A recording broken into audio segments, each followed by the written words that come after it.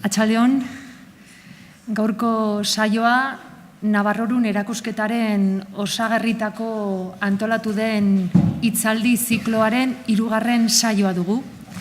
Hitzaldi zikloa nolabaiteko ibilbide kronologikoa da. Euskarak gure historian egindako bideaz, Euskarak gure lurrean izandako tokiaz, bertze hizkuntzekin izandako harremanez gehiago jakiteko, baina batez ere erakusketan dauden piezak eta dokumentuak hobeki ulertzeko. Eta pieza eta dokumentu horiek beren testu inguru historikoan eta sozialean hobeki kokatzeko. Lehenbiziko hitzaldian, oroituko zarete etorri zinetenok, aintzinaroko euskarak utzitako arrizko arrastoetan edo testigantzetan murgildu ginen, 2. hitzaldian Erdi Aroko esku izkribuetako euskaraz gehiago ikasteko aukera izan ginuen, eta 3. saio honetan denboran aitzina egin dugu eta dagoeneko 17. mendean gaude. Inprimategietako moldeko izkietara jauzi egin du euskarak, eta zinez ernagarriak izanen dira ondoko 2 mendeak ere, 18. eta 19. Horretaz guztiaz, solastatzeko, gai hori luze eta sakon aztertu duen ikertzailea dugu gaur gurekin. Juan Madariaga Orbea. Historia ikasketak egin zituen Madrilgo Complutense Unibertsitatean, doktorego maila eskuratu zuen Euskal Herriko Unibertsitatean, hainbat urtez Bergarako UNED ikastegian irakasle baita zuzendari ere aritua izan da. 2000. urteaz geroztik Nafarroko Unibertsitate Publikoko historia garaikideko irakasle titularra da, Eusko ikaskuntzako kidea da eta historia alorrean irakasle koordinatzaile aritu da, doktorego hainbat programatan eta gradu ondoko hainbat programatan aritu da, koordinatzaile irakasle zuzendari. Madariaga irakasleak gizartearen historia, kulturaren eta mentalidadeen historia ikertu du, eta horretan zinezko aditua eta berezilaria da. Eta bertzeak bertze, hizkuntzak eta zehazki euskarak imaginario kolektiboan eta historia sozialean izan duen tokia sakon aztertu du. Eta gaurko saioan jorratuko dugun gaia izan da bere liburuetako batzuetan eta zenbait azterlanetan bereziki ukitu duen kontua. Beraz, ezin dugu izan gaur hizlaririk hobea jorratu behar dugun gaia jorratzeko. Eta Madariaga irakaslea funtsezkoa gure hizkuntzaren historia soziolinguistikoa egiteko orduan. Beraz, oroitarazi nahi ditzuet hizketaldiaren ondoan galderetako aukera izanen dela, eta bertzerik gabe hitza emanen diot Madariaga irakasleari. Lehendabizi, eskerrak emonin biot, zueri etorri arren, eta antolatzaileari bi gauza, alde batetik eskerrak be, nerekin kontatzeagatik mintzalditxo horretarako, eta baita be zoriontzia. Nahi nuke zorionak emutia antolatzaileari, bereziki pei hori erakusketa hau montatzeko. Benetan beharrezkoa zan, aspalditik beharrezkoa zan olako erakusketa. Euskera nabaritzia, euskera adieraztia, euskera presentzia bat eukitia, mendeetan zehar, ez da gauza bitxia, zoritxarrez, oin arte ez duguki oportunidadia olako gauzak ikustia behintzat Nafarroan, gauza asko behintzatez. asti asko ez daukagunez guazen arira. Euskararen egoera 18. mendean, gutxi gora bera neu jorratukot esparru bat, 1600-etik 1850 arte. Zein da egoera, orokorki begiratuta, gauzatxo pare hasieran eta gero sakonki saiatuko nahi zarten. Hizkuntza da, hizkuntza dokumentotan, agirietan, euskal hizkuntza agertzen da, hizkuntza bulgar bat, lengua bulgar. Hizkuntza herri xumeen hizkera moduan. Hori ez da saulespen bat, ez da rarua, Europan zehar hizkunt geixenak olakoa dira, ez dira kultuak, ez dira idazten, bakarrik mantentzen dira ahoz. Eta euskararen kasua hola da. Euskararen transmisioa ahozkoa da, geixen bat. Badauz salbuespentxo txiki batzuk, erakusketan oportunitatea eduki duzue ikusteko, baina orokorrian da ahozko hizkuntza bat. Hori alde batetik. Beste aldetik, zein da egoera? Euskal Herriari begiratzen badago 3 zonalde. Alde batetik, Euskal Herriko ertzak, elebakarrak gaztelaniaz, badauz euskaldun batzuk, batez be iparraldean, Baiona, Anglet, Angelu, Miarritze eta, hor elebidun asko dauz. Gero elebakarrak, erdeldun elebakarrak, enkarterriak, baldegobia, daude euskaldun batzuk, baina gehienetan Ebro ibaiako arana, eta, hori da zona elebakarra. Biztanle aldetik, garai horretan, gutxiengoa da.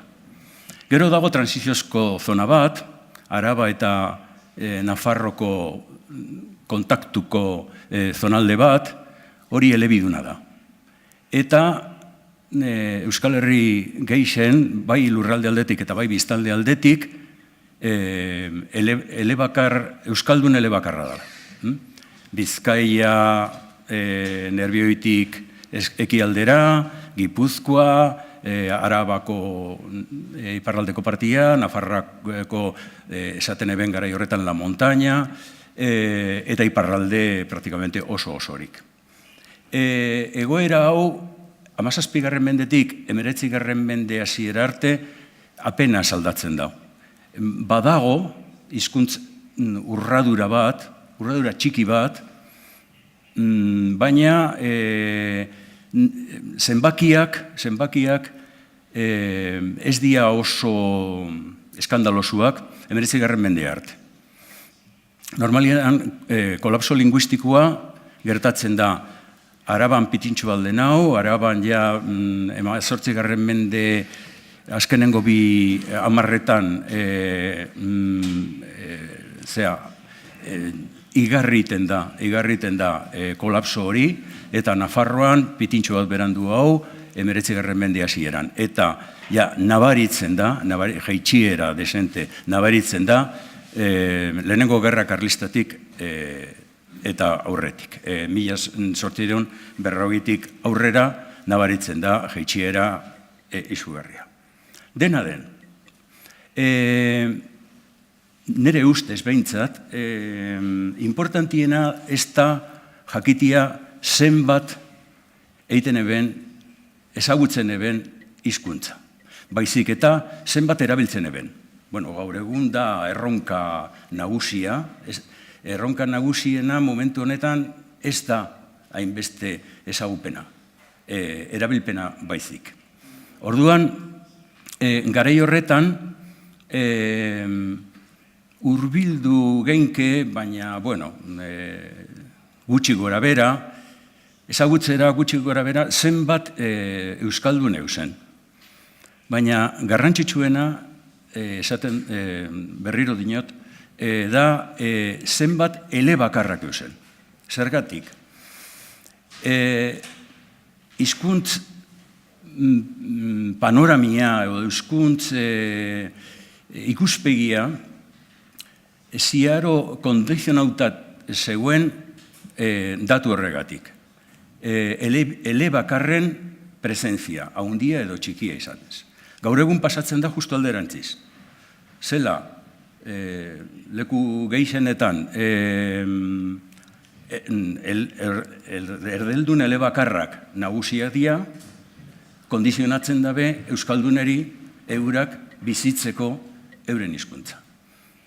Garai horretan, zonalde hau, lehen aipatu duten zonalde hau, Euskal Herriaren mami linguistikoen lekuan, zona honetan gehienak zian elebakarrak. Eta hain garrantzia handia dauka gai hau, dedikatukot praktikamente nire hitzaldia hortarako. Hor dakozue kuadro bat, ez dakit ikusten da oso ondo, baina kuadro bat, hau da hurbilketa bat, eta espekulazio gutza, zenbat euskaldun egongo zian 1600 eta 1800. 17. mende hasieran eta 19. mende hasieran lurraldeka. Esanen bila da, espekulazioa da, alde batetik, ez dakigulako ziur zenbat biztanle zen. Eta askoz gutxi hau, hoetatik zenbat izaten zian euskaldunan. Baina, bueno, gutxi gora bera genke olako hurbilketa bat. Hori ikusten dozuen moduan, Bizkaia, Gipuzkoa, Benafarroa, Zuberoa, Lapurdi, gehiago edo gutxi hau, baina euskaldun petoak zian. Araba, nire ustez behintzat, 1600 ibiliko zan euneko 70 inguru horretan, eunekoa izango da, euskaldun eunekoa hortik ibiliko zan. Gero ikusten dozue, 2 mende berandu hau, erdira bajatu da. Jaitsira da itzela. Nafarroa, hasieran ez eukan hainbeste euskaldunik, 74 hor nunbait, eta gero bajatzen da euneko 50. Bueno, hor lehen aipatu duten bilakaera hemen ikusi genke zela urradura ez da haundia, baina dena den dokumentotan ere agertzen da. Askotan agertzen da, si en este pueblo antes los viejos, todo el mundo hablaba vascuence, pero ahora ya solamente algunos viejos lo hablan y los jóvenes ya no lo entienden. Olako lekukoak, bueno, badaukagu sensazio hori urratzen ari da, geroz eta gehiago, baina 19. mende arte urradur hori ez da dramatikoa. Zenbat hauetatik, hiztun hauetatik, zenbat izango zian elebakarrak. Suposatzen dut, ze? Eregana? Ez? Bale. Suposatzen dut, bueno, badaukagu posibilitate batzuk hurbiltzeko pixkat agirien bidez, dokumentazioen bidez, ailegatzia horraino. Gutxi gora bera, esanin bila da, lekurik hori euskaldunenak, Bizkaia, Gipuzkoa, Benafarroa, Nafarroa, iparraldekoa, eta abar, segurazki euskal elebakarrak ez da jaitsiko euneko 70 bera. Segurazki euneko 70 gora izango zen. Bueno, gero sakonduku hau.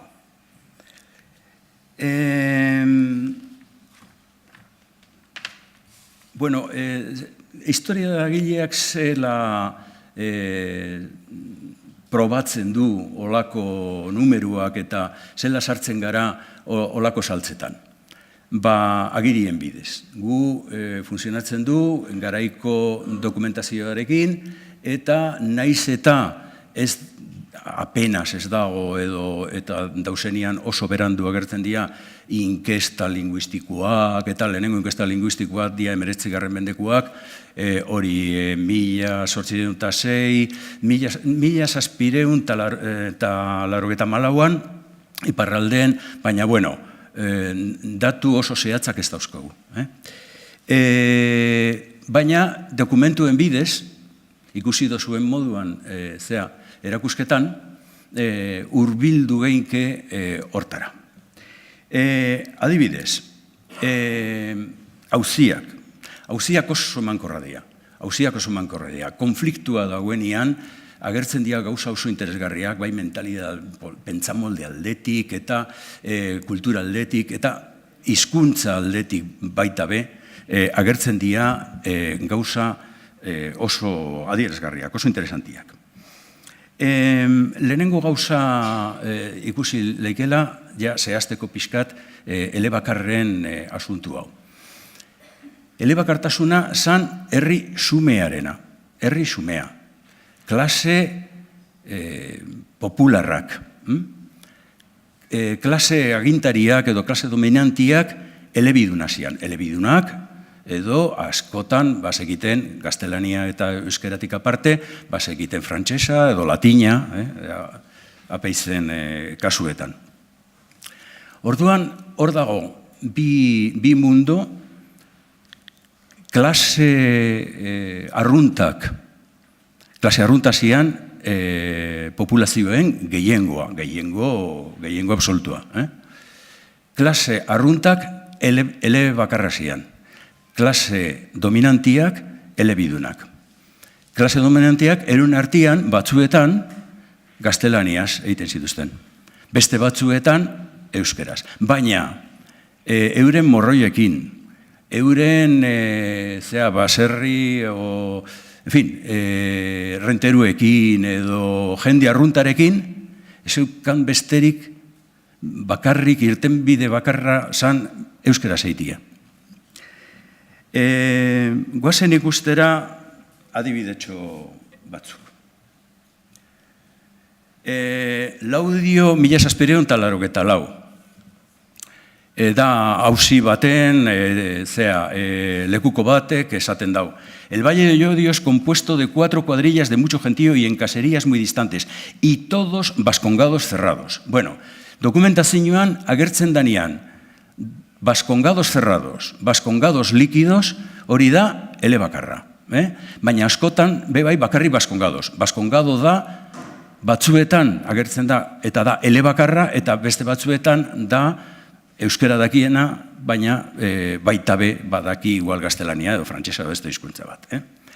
Pues aunque muchas personas que viven en la ribera o cerca del camino real entienden algo del castellano, pero su común lenguaje y explicación, así en las conversaciones como en la doctrina cristiana y confesiones, aún estos mismos que entienden algo el castellano, es siempre por lo común en la lengua nativa vascongada, exceptuante algunas personas particulares de caballeros que, aunque vascongados, suelen hablar en castellano. Hemen dagoze, argi eta garbi.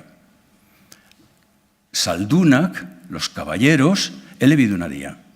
Jende arrunta, normalian, elebakarra. Eta batzuk ulertzen dabe pixkat gaztelania. Zergatik, tratua dabelako, komerzioa dabelako, edo arte. Beste adibidetxo bat. Bueno, hone dia elebakarrak. Baserritarrak bat ez be, landamunduko baserritarrak. Artajona, 1742an. Gauza da, dagoela tertulia bat, etxe baten, hor dago Doña Romeo Biuda, Doña Romeoren etxian daude. Alde batetik, organo jolea, eta beste aldetik, Don Carlos de Vera. Bueno, don, argi dago, hone dia, goiko klasekuak. Orduan, dice, oyeron en la calle, se hallaban altercados y llevados de la curiosidad, salieron ambos. Bueno, organo jolea, Don Juan de San Martín, ez da Artajonakua, eta da erdeldun elebakarra. Ez daki gaztelania. Eta hau da bere lekukotza. Llevados la curiosidad, salieron ambos al balcón de dicha casa y vio que los que altercaban eran Agustín de Garisuain y Gracián Colomo, mozos naturales de esta villa. Y el que depone no pudo comprender cosa alguna de lo que hablaban, por pronunciar las palabras en vascuence y no entender la lengua vascongada del testigo. Pero oyó que dicho Vera reprendió a dicho Garisuain y que inmediatamente cedieron la disputa etabar. Hau da, bertako mozoak, bertako gazteak, elebakarra dira eta euren artean dihardute euskeraz. Don Carlos de Vera izan zan Artajonako alkatia, diputado del reino eta abar. Osea da, personaje garrantzitsu bat. Eta elebiduna da. Bea badaki euskeraz eta demanda iten die gazteeri euskeraz, eta gero organo jolearekin eta Doña Romero bideegin gaztelaniaz diartu.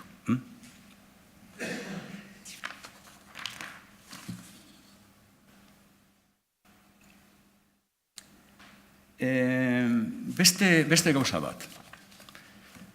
Bueno, hau da garaiko agintariak. Hau da Fidela, lantza dakona, da alkate, baina hau da antiglesia bat, aurreliza bat, ez da bila bat. Eta honek zian, teorikoki, honesek gaztelania jakin inbiako eben. Gero praktikoki, gero aipatuko beste gauza bat, esan nola. Bueno,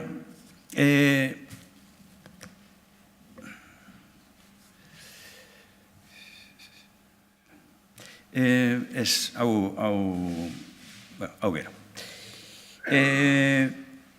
Zentzu zian elebakar gehiago, emakumeak ala gizakumeak. Dudarik gabe emakumeak, baina proporzio askoz altuagoa, Emakumeak, segurazki, izango zian orokorrian, euneko 80 gora elebakarrak. Eta gizakumeak, euneko 50, euneko 50 piku. Emakumeak askoz elebakarrak gehiago izan emakumeen artean. Eta daukagu deklarazio asko non adierazten da gauza hau. Adibidez, auzi baten, zan abadetzaren hornikuntza, hori, dauz milaka pleito horregatik. Bi abade hautesten dia, abadetza lortzeko, eta badago arazo batzuk euren artean, normalmente bat igual ez daki ondo euskera edo ez daki euskera, eta orduan bestia auzitara erbaten dio, eta pleito horretan agertzen dira asunto linguistiko batzuk, hizkuntz asunto batzuk oso interesantiak. Adibidez, auzi baten, Euskarrezen, 1604an, lekuko batek esaten dau. Euskarrez es en sí tierra y lugar vascongado, y todos los del también vascongados, naturalmente, y en especial las mujeres, no hablan otra lengua si no es en la lengua vascongada. Y esta testigo, emakumea da, y esta testigo en especial no habla ni ha hablado jamás si no es en vascuence, por no saber hablar el romance ni entenderle aquel en manera alguna. Hau da egoera normala. Emakumeak elebakarrak, eta gero ikusten dugun moduan, elebakarrak eta analfabetuak. Beste gauza interesantia. Sozialki aurre egin igotzeko goratu beharrezkoa da gaztelania. Edo iparraldean frantsesa. Ezinbestekoa da. Administrazioa lana egiteko, abadia izateko, eta abar luze bat, olako postuetan, olako postuak lortzeko, erdelduna, romance, jaken inbiozu. Laboraria izaten bazara, artisaua izaten bazara, ikaskina izaten bazara, ez dago inungo erasorik. Izan zeinke tranquil, euskaldun elebakarra eta ez da ez pasatzen. Baina beste gauza batzuk, beste lanpostu batzuk lortzeko, bai. Bueno, orduan, nik uste dut hau da oso testu interesgarria adierazteko zela bilakatzen dabe estrategia batzuk gaztelania lortzeko.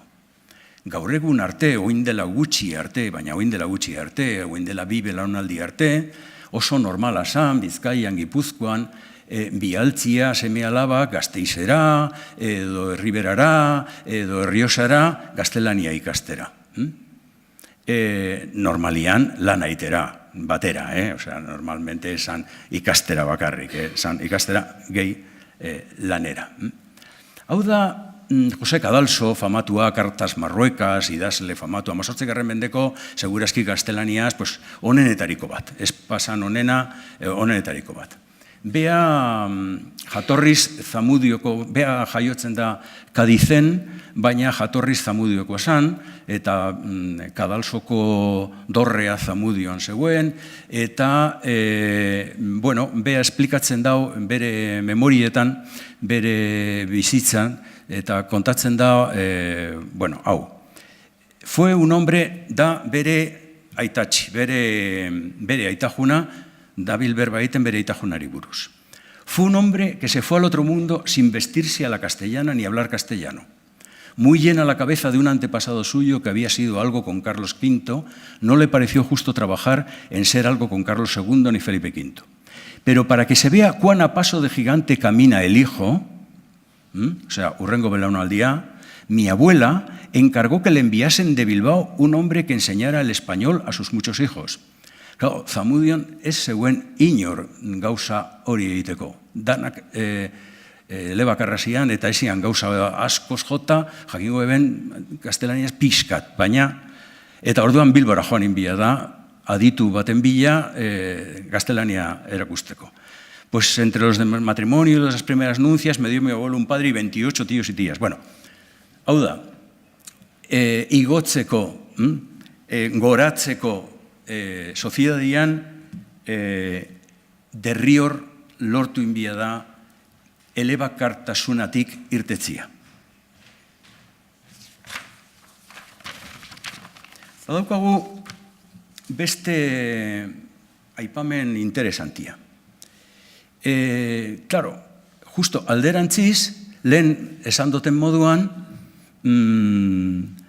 persona batek elebiduna nahi bazuen elebakar batekin berbaitia, derrior euskeraz hitzein biako eben. Orduan, neurri handi baten, elebakarra kondizionatzen eben elebiduneri euskeraz egiteko.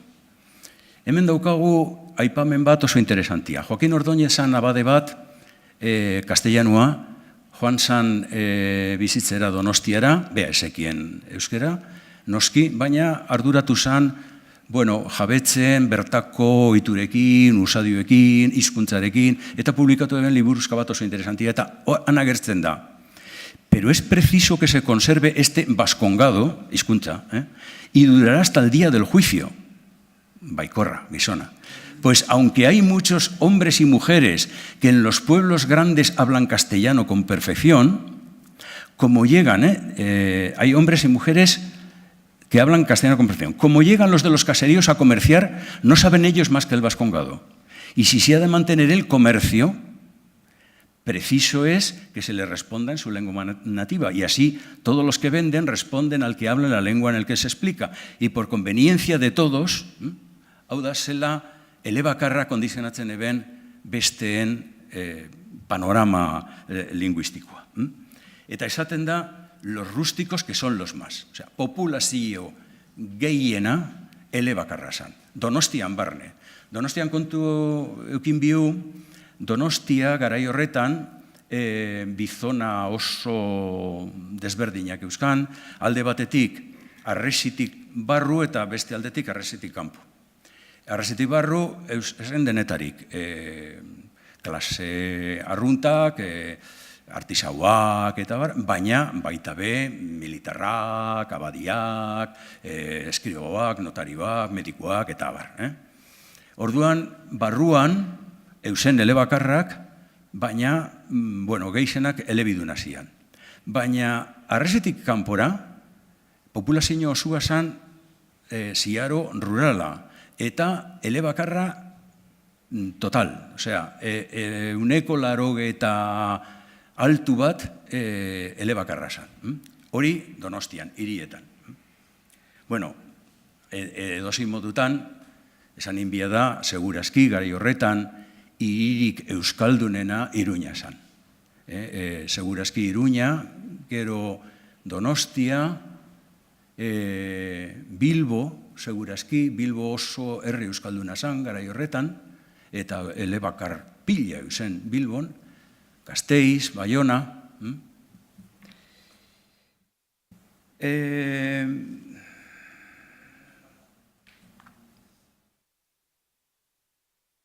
Bueno, badaukat beste aipamen batzuk, baina aurrera doia denbora. Beste gauzatxo bat jorratu inbiako nebe. Euskara eta instituzioak. Lehen ikusi du hor, eleizate baten, agintariak, 6 hizkuntzetan ziharduten zinegotziak, erregidoreak, garai horretan, alkateak, eta udal bizimodua 6 hizkuntzetan ziharduten. Bueno, hirietan gaztelaniaz. Noski, idatzitako gauzak danak gaztelaniaz, duda barik. Baina ahozko interbentzioak, plenoak, debateak, eta bar, gaztelaniaz bebai. Baina herri txikietan ez. Herri txikietan, zela populazio gehixena elebakarra zanik, euskal elebakarrak, ez zan geratzen besterik bilera guztiak eta pleno guztiak eta dana euskera zeiteko. Eta badaukagu lekuko desente. Adibidez, Ziraukin, 1655-etik 1650-ra, badago auzi bat, korapilotuta, eta lekuko batek esaten dau. También puede decir, por cierto, y sin duda alguna, que cuando los dichos vecinos tienen su junta en concejo conforme su costumbre, siempre se propone y habla en él en vascuence y no en romance, por ser, como dicho, deja la lengua natural de esta villa.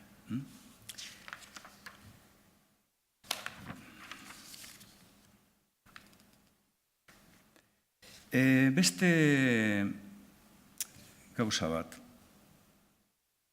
Bai.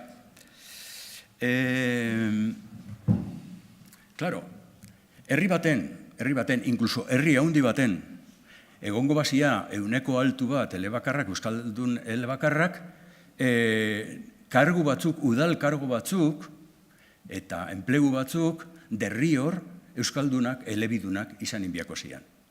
Eta badaukagu adibide asko. Adibidez, Tafallan, 1754an, kontratatzen da, esaten da, urdaiaren hornitzailea. Eta, gizon hau, eukibiako eben, harreman handixa, abeltzainekin, txerrizainekin, eta, hortarako zan bere lana. Orduan, argi eta garbi geratzen da, Tafallan, normalian, ganaderuak eta euskaldun elebakarra zian. Eta, orduan, udalak arduratzen da, hornitzaile hori euskalduna izatia. Eta esaten dago, dijo su señoría que con el motivo que acababa el arriendo del tocino para el día de San Andrés, es preciso nombrar al administrador que corra con dicho abasto, para que éste en ningún caso falte, y reconociendo que don Juan de Orella es persona de mucha justificación, vascongado y con mucho conocimiento del país en que se crían los cerdos, eta bar. O sea que, olako kontratuak argi eta garbi izan inbiako zian elebakarrak. Adibidez,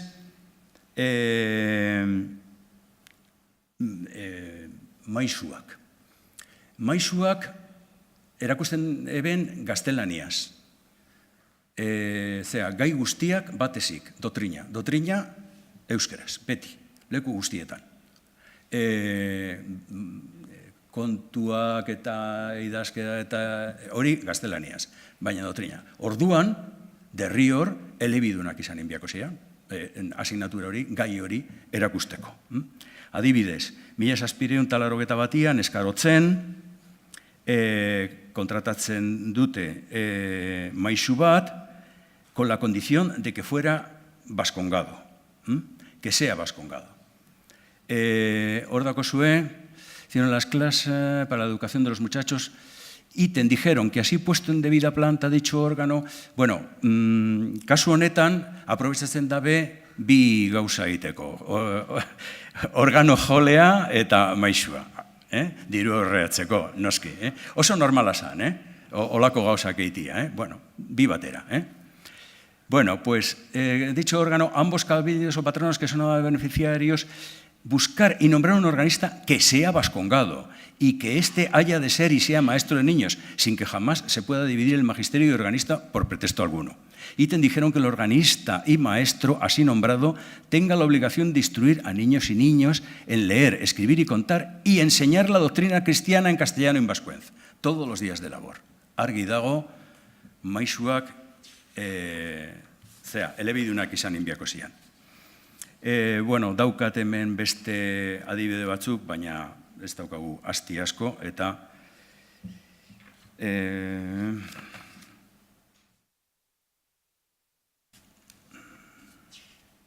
bai, hau adibidez, da Bergaran, momentu baten, hiliten dau medikua, konkurso bat sortzen da, asko presentatzen dira, eta udalak eskatzen dau txosten informeak beste mediko famosuei. Konkretuki, Cosme Ruiz de Olano zan mediku oso famatua Bilbon. Eta eskatzen dabe, bueno, presentatu direnak zen moduzkoa dira. Bueno, argi dago, txostenetan, dice, pues, Ruiz de Luzuriaga, Ruiz de Luzuriaga zan oso mediku famatua, zea txertoaren, zea biruelako txertoa zabaltzen duena, eta, bueno, Luzuriaga, Don Juan Francisco de Guren, zan, bat de la Villa de Marquina, beste bat Guernica, eta, que poseen con perfección bastante la lengua vascongada. Argi dago, eta bestia, Entxaurbe, sujeto muy capaz y vascongado, no es de mejor recomendación. Argi dago, ardura handia zegoen, medikuak, elebidunak izateko. Oso berandu arte. Adibidez, badaukagu testu bat oso interesantia, 1858 Elorrion, Bizkaian,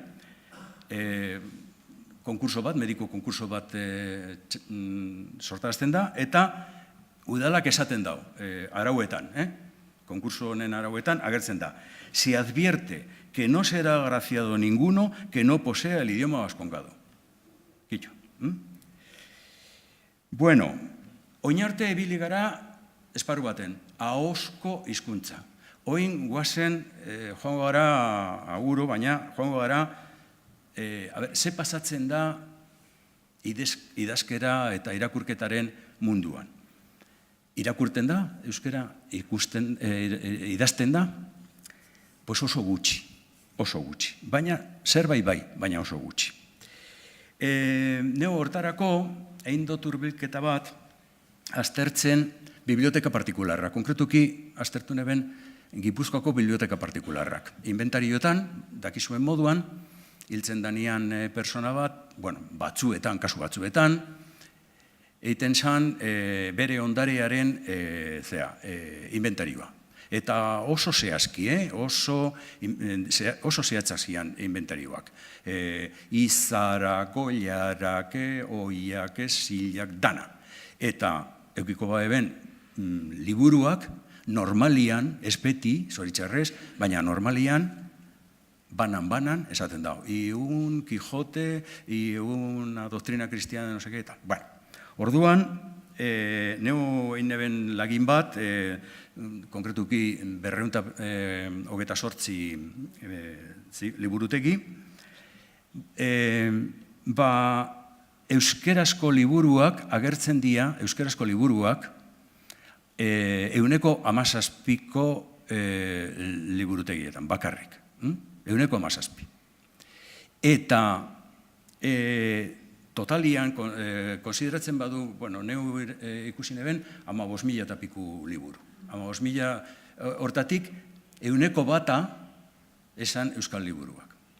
Noski, beste gauza batzuen artean, libururik ez euselako, euskeraz. Oso liburu gutxi eusen. Hartzen baduzue, 1755 Larramendien iztegien sarrera, horbeak esaten dau, ze liburuak ezagutzen dau euskeraz. Larramendi izan adituena gai horretan. Eta arduratu inzan, topatzen liburu guztiak, eta jorratu eben, Erret Biblioteka Madridekua, Salamankako liburutegi asko, Baionan, eta abar, eta abar. Orduan, bea zeben ezagutzen, gaizki gabiltz. Bueno, pues, apenas aipatzen dao 16-17 liburu. Geixenak gainera, iparralden eindakuak.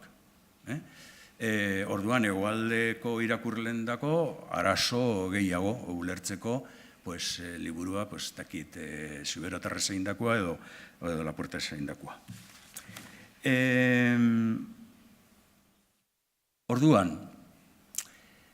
biblioteketan gauza arrarua da, bitxia da topatzia liburutegi minimo bat. Konkretuki, nire topatu ditut, 3 liburutegi, euskal liburutegiak, liburutegi hauen barruan, 3, nahiko duinak. Larramendirena, eta beste 2 abade. Bat Motrikukoa eta beste bat Bergarakoa. Rafael de Garitano Aldaeta eta Artola. Larramendi uste dut eukan 25 liburu, Garitano Aldaeta 17 uste dut, eta bestia 10. Osea, gauza oso urria. Eta idatzi, jendia idazten eben, liburuak ikusten dugun moduan oso gutxi, baina, gutuna kartak zeo zer, karta pribatuak, badakigu mundu ofiziala gaztelania zan, badakigu. Akta guztiak, eskritura guztiak, bando guztiak, dana zan gaztelaniaz, salbuespen, arraru batzuekin, Baina, jendia idazten eben, 2 kasotan topatu ditugu. Bat, gutun hau badaukazu erakusketan dago, bebai.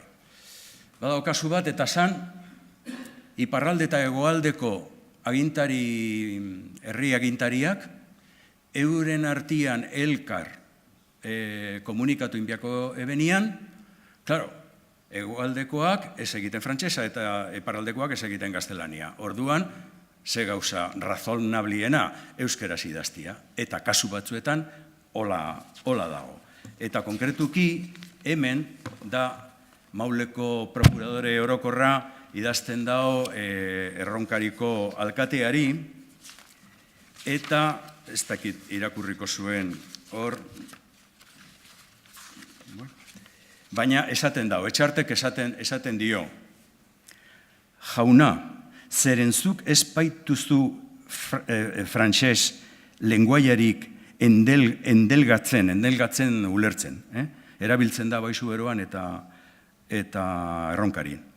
Eta nik ez baitakit eskribatzen espainolez, haren kausaz euskeraz eskribatzen dut gutun aur. Esperantzaz planzer hartzen duzula gure lenguaje naturalaz. Argi dago. Kasu honetan, eta badaukagu, bilduma batzuk, seguru galdu diala olako kartapila, seguru, baina konserbatu dira batzuk. Bai, hegoaldetik iparraldera bialduta edo alderatziz. Baina, kaso hauetatik aparte, oso gauza gutxi konserbatzen dira. Badago beste posibilitate bat, eta da, bi persona pribatuen artian. Normalian, askotan, ez beti, baina askotan, nobixuen artian. Hori askotan. Maitalezko gutunak. Badauz adibide batzuk, neo ekarri dut, irakurten, emakumeak irakurten, gero esplikokot zergatik hartu dut argazki hau emakume bat irakurten. Hau da 1771 pleito bat, pleito oso tipikoa, emuten eben, zin egiten eben eskonduko zala neskarekin, gero joan iten da Ameriketara, desagertzen da gizona, eta bestia pleito ipintzen dio, hauzia ipintzen dio. Bea zan, gizona zan, zaldua zan Donostiarra, eta Agirre Altzokoa. Eta konserbatzen ditugu korrespondentzia oso interesantia. Pepe, ez tezu pentsatu behar, zuk ingainatu behar nazun neskatxa moduan, naizala, zuk neregandik aziendak dituzu gehiago ez tezu besterik. Bea zan aberatza, neska zan pobria, familia oztopo guztiak ipintzen da, eta azkenian hartzen da barkua eta desagertu iten da. Neskaren kartia, gizonaren kartia, zaten da, ikusi ze zalamerua, nere bihotzeko prenda eder maitea, nere bihotzaren konsolagarria, nere eder gozo maitea, gero Ameriketara joaten da. Olakuak konservatzen dira, baina egi esan dia oso arraroak, salbuespen batzuk. Beste asunto bat, interesantia. Orduan, bizi ofiziala, kastelaniaz, frantsesez iparraldean.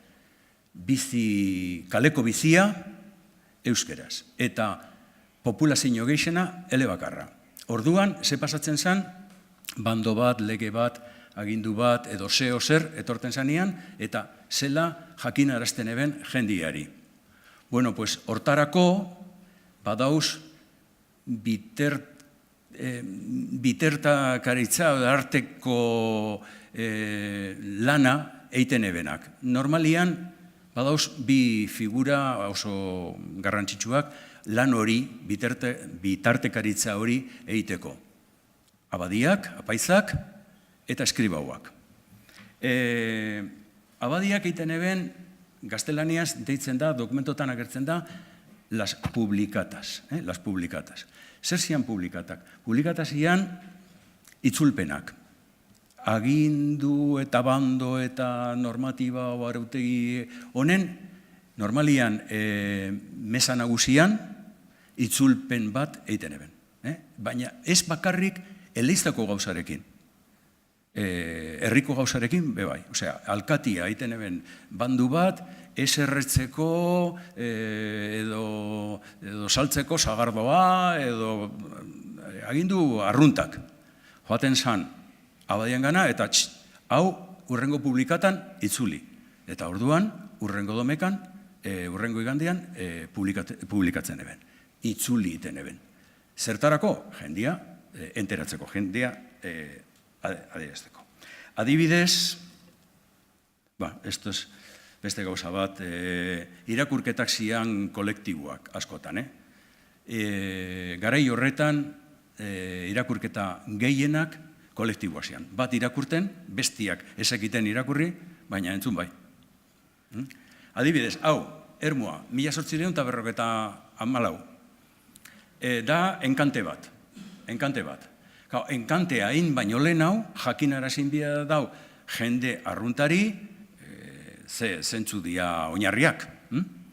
Explicación en idioma vulgar de las condiciones dispuestas en 2 de junio declaratoria de la 7ª del 6, Y advertencia que primero se sacarían a remate los terrenos en los que vecinos de dicha villa de Ermua tenían derecho. O sea, que da lurraren asunto bat, enkante bat. Después de leer las condiciones y dadas a entender por el secretario en lengua vulgar vascongada, se encendió la vela según costumbre. Hau, kandelarena ez dakizuen zergatik, ez, bueno, Oso normala zan, olako pleno baten, jende asko zegoenian, berbaitia dano batera. Orduan, hori saiesteko, kandela bat pizten zan. Eta zure denbora berbaiteko, zan kandela piztuta zeuen bitartian. Kandela motza, noski zan. Kandela itxungiten zeuenian, se acabó el turno de palabra. Eta orduan, lo de la vela zan, asteko hitz egiten.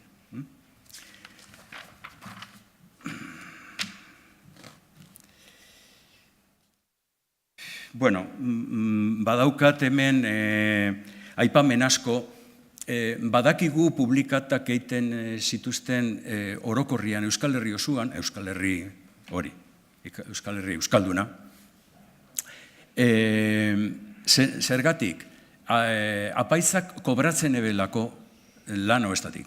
Bueno, soldata oso murritza zan, lau txampon, baina kobratzen eben. Eta orduan, arduratzen zian idazten ziurtagiri bat, adibidez, Munarritz, Goñi Baiaran, 1650. Le he explicado en vascuence el lenguaje usual corriente en dicho lugar, edo 1692. Certifico yo el abad dando a entender al pueblo en lengua natural lo contenido en dichos mandatos. Arduratzen zan, ziurtagiri bat ipintzen, bere liburuetan, gero kobratzeko.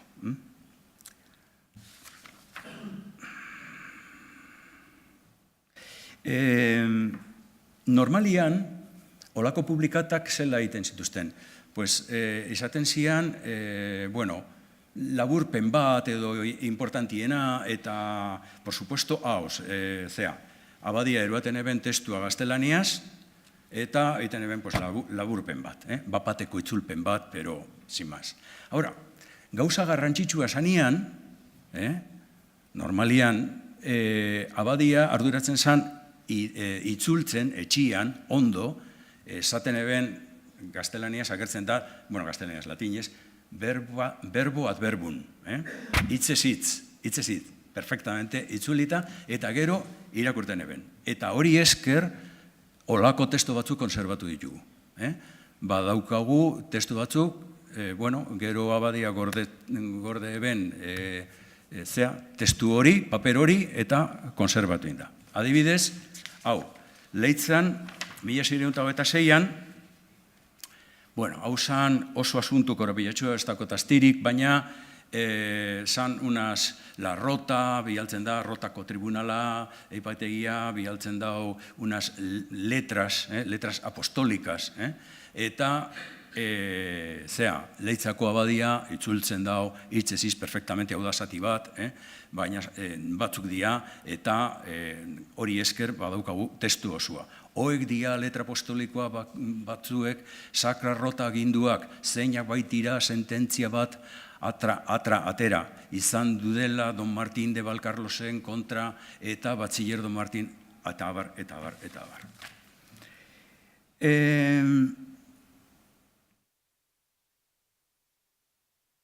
Lehen esan dut, abadetik aparte, eskribaua zian lan hori iteko. Eskribaua, zela egiten eben belena. Joaten zan lekuko baten gana, eta bere lekukotza hartzen eben. Gero, idazten eben, eskritura gaztelaniaz. Gau, lekukoa izango bazan elebakarra, bea, elebiduna izan inbiako zan, ulertzeko, ze esaten eben. Gero, idazten eben gaztelaniaz. Baina gero, lekukua sinatu inbia eben, hori. Orduan, normalian, irakurten eben, gaztelaniaz agertzen da, el tenor de la escritura, edukina.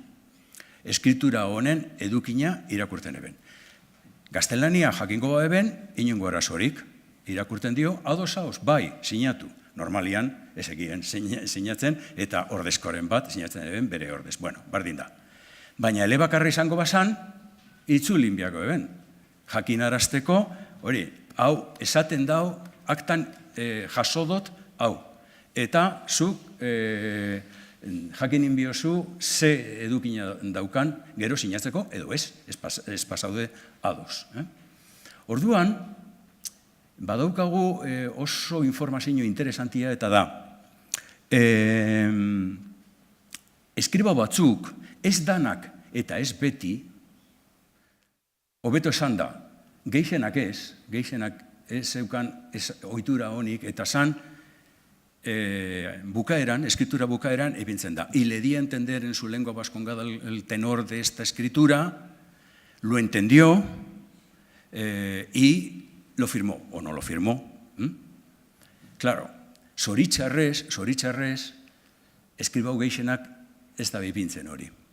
Eta ipintzen dutenak, batzuetan ipintzen dute eta beste batzuetan ez. Orduan, bestela izango zen metodo bat zoragarria neurtzeko zenbat elebakarra eusen. Lagin batein, kontrolatu eta egiten da o ez dago egiten, ulertzen da o ez da ulertzen. Itzultzen dio edo ez. Baina zoritxarrez metodo ez da oso ona, zenetan hori gehienetan ez da gertzen. Dena den. Ne horien dut lagin bat hori Donostian, eta hainbat prozesu jorratu ditut, eta agertzen danean hori, y se lo di a entender en su lengua vulgar vascongada, o batzuetan ipintzen dute bakarrik se lo di a entender.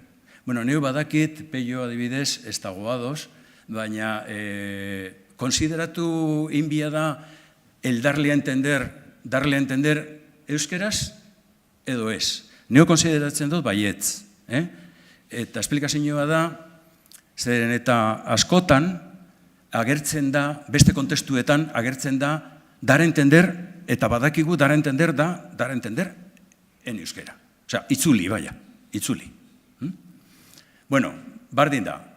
El caso es que neu egin dut ikerketatxo hori eta 18. mendean emakumeak erena ez da llegatzen 130 elebakarra zian. Gizakumeak 121. Orokorrian laurdena elebakarrak. Elebakarrak agertzen dira hola. Beste iturburua konsultatuta badakigu elebakarrak Donostian garai horretan zian justu doblia. Hau da, populazio erdia elebakarra zan. Baina, bueno, dokumentalki badakigu ziur, laurdena behintzat elebakarra zian Donostian 18. mendean. Bueno, eta bukatzeko.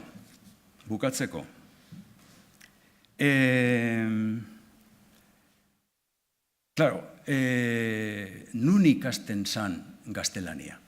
Gaztelania ikusi du gizakume batzuk ikasten eben, esaten eben dokumentotan, en el trato, komerzioarekin. Bueno, joaten zian beste lurraldetara eta derri hori, zerbait, behintzat moldatzeko. Baina gehienetan ikasten zan eskolan. Pasatzen dana da, eskolara oso jende gutxi joaten zala. Oso jende, batez be emakume gutxi joaten ziala. Orduan, zea da, elebakartasuna eta analfabetismoa parera doialaz. Bat egiten dabe. Normalian, eta ez da kasualidadea, salbuespen txiki batzuekin, emakumea bazara eta analfabetua elebakarra. Gizakumeen kasuetan baita, baina batez be papeleta guztiak euskan emakumea eta analfabeta elebakarra izango zian. Orduan, interesantia da jorratzia bebai, analfabetismoa.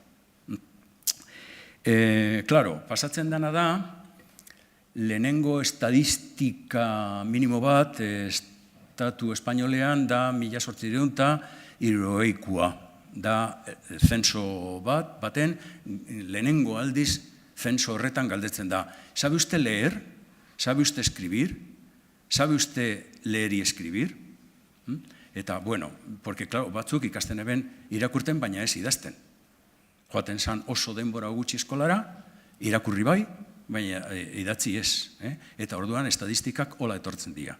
Bueno, 1870an badaukagu estadistika fidagarrisak.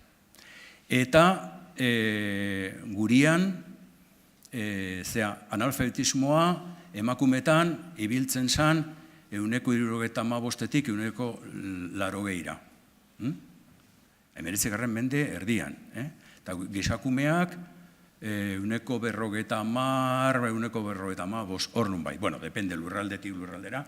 Araban adibidez, askoz alfabetizatuagoa zegoen. Araba zan, Euskal Herri mailan lurralderik alfabetizatuena. Diferentzia handiekin. Gipuzkoa segurazki analfabetizatuena. Bueno, orduan, 17. mendean, 18. mendean, zela neurtu leike analfabetismoa. Jakiteko, gure kasuan, jakiteko, analfabetu izango bazan, segurazki elebakarra izango zan bebai. Sinadurekin.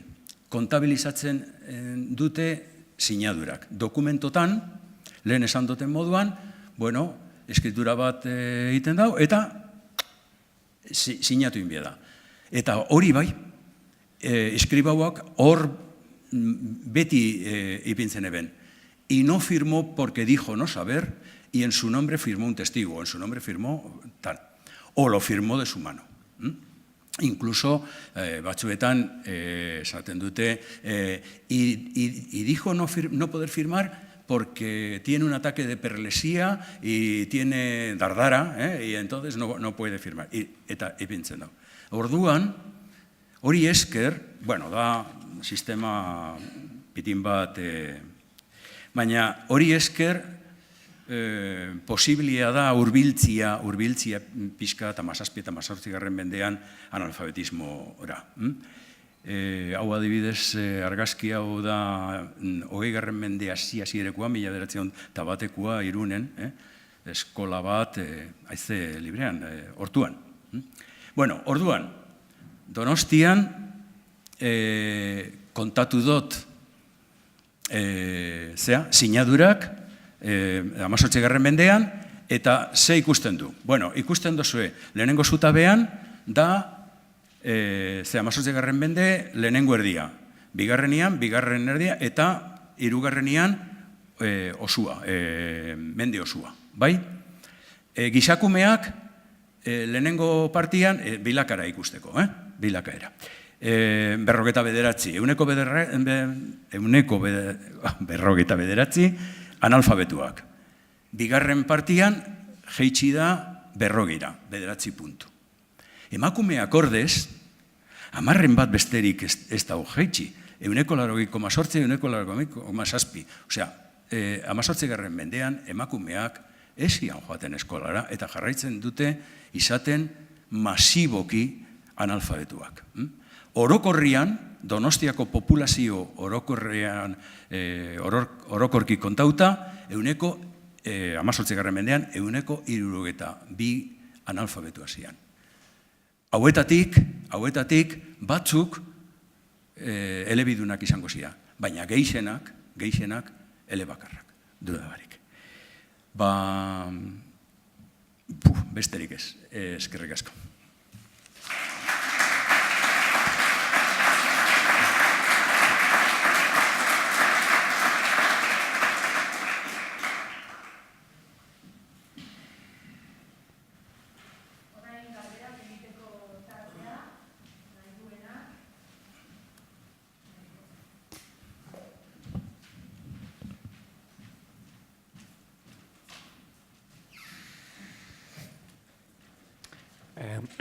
Arratsaldeon, eta mila esker emandako konferentziagatik.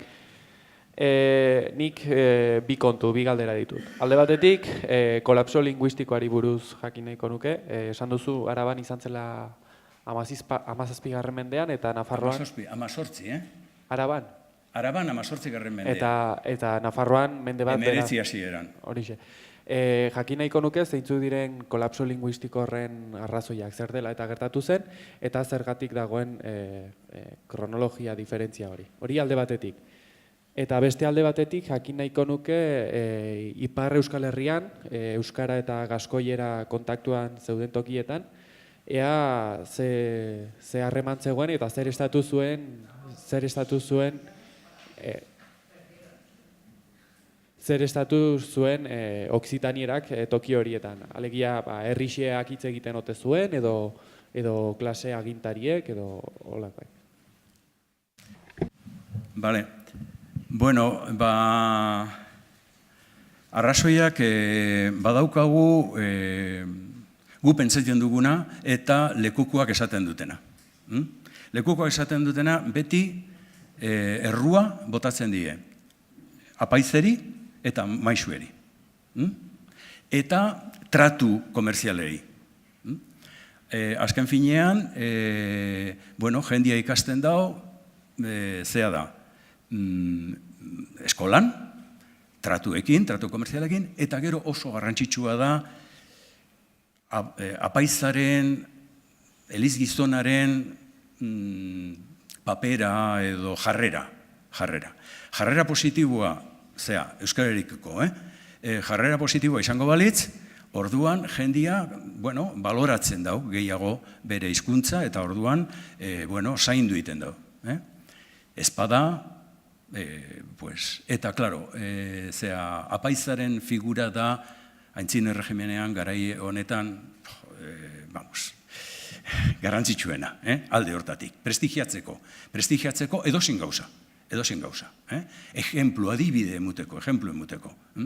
Eta orduan, normalian, lekukoak beti aipatzen dute hori. Badauz batzuk oso politak, y los maestros obraron muy mal, imponiendo y tal. Normalmente, maisuak bakarrik betezten eben euren papela, baina eskatzen ebenak debekatzeko euskera eskolan eta gurasoak zian. Gurasoak promozionatzeko, igotzeko sozialki, derrior erakutsin biako eben gaztelania umeri, eskolan. Eta hori lortzeko, erastuna eta zigorrak eta olako gauzak. Baina, fama txarra maisuak. Maisuak, abadiak, eta hori, trato komerziala.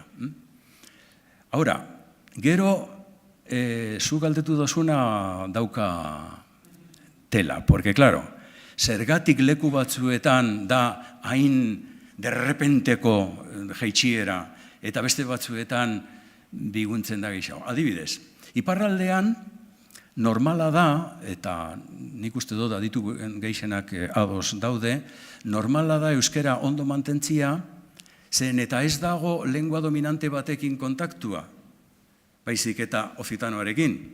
Eta orduan, da beste hizkuntz bulgarra. Lehen esan, Erdi Aroan, okzitanoa esan hizkuntza arrunta, baina 18. mendean bai. Eta orduan, mantentzen da hobeto. Eta orduan, normala da. Baina, Baldegobian edo Lautadan edo zergatik hain diferentia. Egia esan, neu ez daukat erantzun garbirik, esateko. Eske Araban pasatzen da hau, diferentziala Nafarroarekin, eta horregatik Nafarroan eusten da gehiago, eta Araban jausten da forma honetan. Baina, bai, hori bai, badakigu hola izan zen. Araban izan zen oso bateko prozesua, eta pitintxo bat lehenago. Pitintxo bat, igual 40 urte lehenago, edo 50 urte lehenago. Eta Nafarroan izan zen apalagoa. Gero bai, gero prozesua da oso harina, hasten danean. Bigarrena, ze hizkuntzetan ibiliko zea miarritzen demagun. Segurazki klase agintariak 3 hizkuntzak jakingo eben, euskera, okzitaniera eta frantsesa, eta klase arruntak batzuk euskera, beste batzuk okzitaniera, eta beste batzuk elebidunak, biak. Eta segurazki, hori da, daukagu informazio gutxi hortarako, baina segurazki, asko eta asko elebidunak izango zian. Jakingo eben okzitaniera eta askoia edo eta euskera. Zenbat gehiago, segurazki euskaldun gehiago, gazkoi era baino, segurazki. badaukagu dokumentu batzuk, eta hurbildeketa batzuk, baina, bueno, ez daukagu datu zehatzik. Eta, hombre, badaukagu, adibidez, beste ez iparraldean, hegoaldean, Pasaian. Pasaian be, oso berandu arte, 20. mende arte mantentzen da, Gaskoia, eta badauzkagu datu batzuk, eta normalian elebiduna zian. Euskera eta Gaskoia. Donostian ere, baina Donostian desagertzen da askoz lehenago. 17. menderako ja praktikamente Gaskoia desagertuta zegoen. Erdi Aroan garrantzia handia dauka, eta inkluso badauz dokumento batzuk, eta Gaskoiez idatzita, osea, ez dauz dokumento euskeraz, baina Gaskoiez bai, Donostian. Baina 17. menderako ja Gaskoia Donostian toponimia geratzen zen. Monpas eta dauz toponimo asko daude Donostian, Gaskoiak.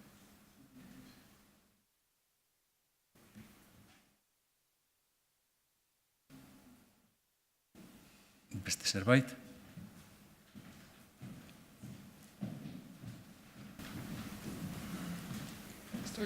Ez dakit zure gaiaren, baina jakin nahi nuke Aragoian, Erronkaritik ekialdean, euskeraz noiz hitz egin zuten eta noiz galdu zen Erdi Aroan, edo hortaz zer baldin badakizu?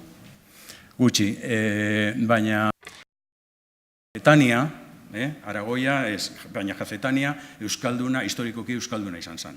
Eta badaukagu, badago datu famatu bat, ez naiz akordatzen urtia, baina Jakan, Erdi Aroan, uste dut 15. mendean, uste dut, ez nago ziur, baina 15. mendean, badago arautegia debekatzen gaztelenetik beste hizkuntzak, eta aipatzen dago. Debekatzen dabe arabiarra eta euskera. Orduan, hori gura dago esan, jende asko berbaiten ebela Jakan euskera 15. mendean. Badaukagu aipamentxo batzuk, lehenao, por supuesto, badakigu Jazetania euskalduna zanik. Noiz arte, pues seguramente 14. o 15. mende arte, zona horretan, gelditu da, gainera toponimia pila, eta egongo zian euskaldun asko. Danak ez, baina populazio euneko interesante bat, altu bat, izango zen elebiduna segurazki, jakingo eben romance, ez gaztelania, aragonez eta euskera. Bai, zona horretan. Jazetania, baina.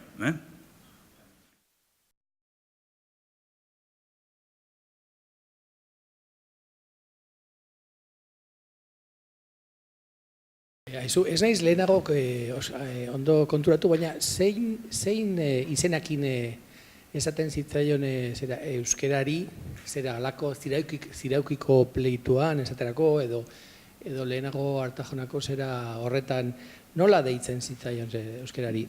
Lingua baskongada ere bai, edo nola? Lengua baskongada eta baskongado. Baskongado, harrigarria da hori. Baskongado, bai, erabiltzen zen asko. Harrigarria. Baskongado, baskuenze normalian, baskuenze. Eta lengua baskongada. Claro,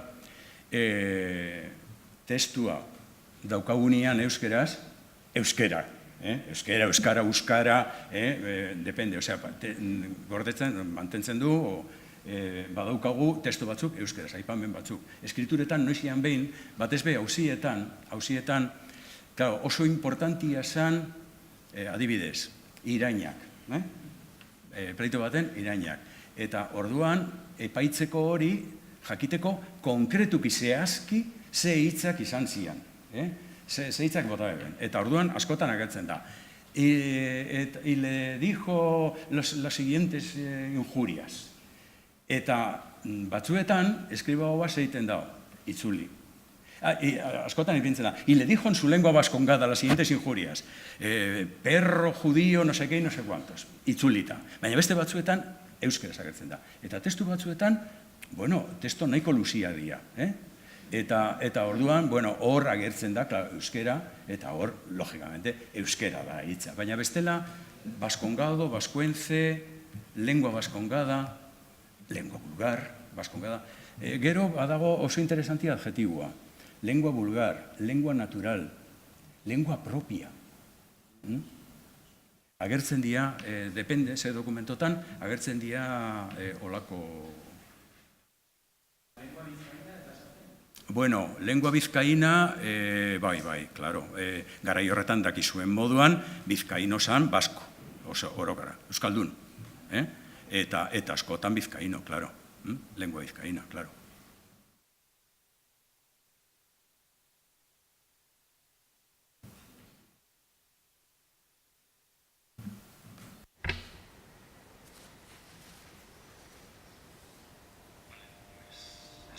Eskerrik asko.